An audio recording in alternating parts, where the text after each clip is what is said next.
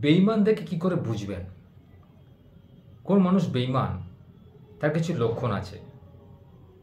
জীবনে চলার পথে অনেক মানুষের সঙ্গে আমরা পরিচিত হই। আমাদের যখন বিপদ আপদ আসে তখন আমরা কারোর থেকে অর্থ সাহায্য করি বা তার থেকে কোনো শারীরিক হেল্প নিই বা সাহায্য চাই, কারণ একার দ্বারা কোনো মহৎ কার্য হয় না। সেরকমই আপনার কাছে অনেক ব্যক্তি আসতে পারে কোনো অর্থ সাহায্যের আশায় বা আপনার কায়িক পরিশ্রমের আশায়। আপনি তখন তাকে কিন্তু সাহায্য করেছেন, কিন্তু আপনার প্রয়োজনে যখন সে আপনাকে সাহায্য করবে না, তো জানবেন সে কিন্তু একজন বেঈমান লোক।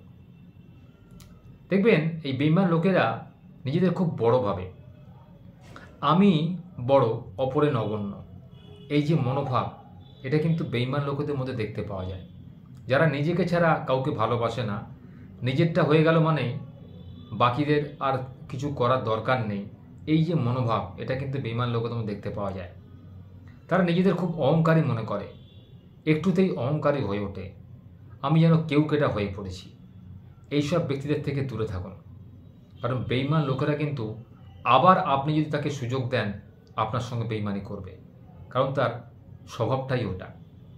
কিছু মানুষের স্বভাব আপনি চেঞ্জ করতে পারবেন না, ইচ্ছা করলেও পারবেন না, তাই চেঞ্জ করার দরকারও নেই।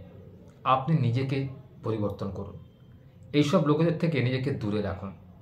দেখবেন আপনার মন ভালো থাকবে, আপনার শরীর ভালো থাকবে, ঠকবার ভয় থাকবে না।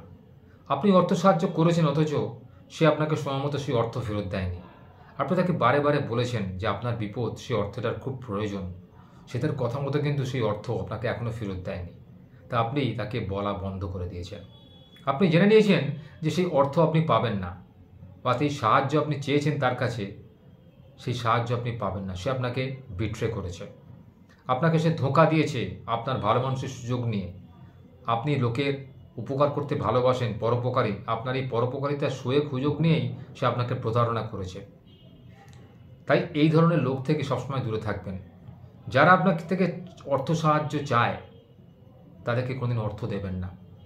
লোক বুঝে অর্থ দিন, যে আপনাকে সময় মতো অর্থ শোধ করে, যে আপনার কথার দাম রাখে, কথা দিয়ে কথা রাখে, সেই সমস্ত লোকেদের আপনি উপকার করুন।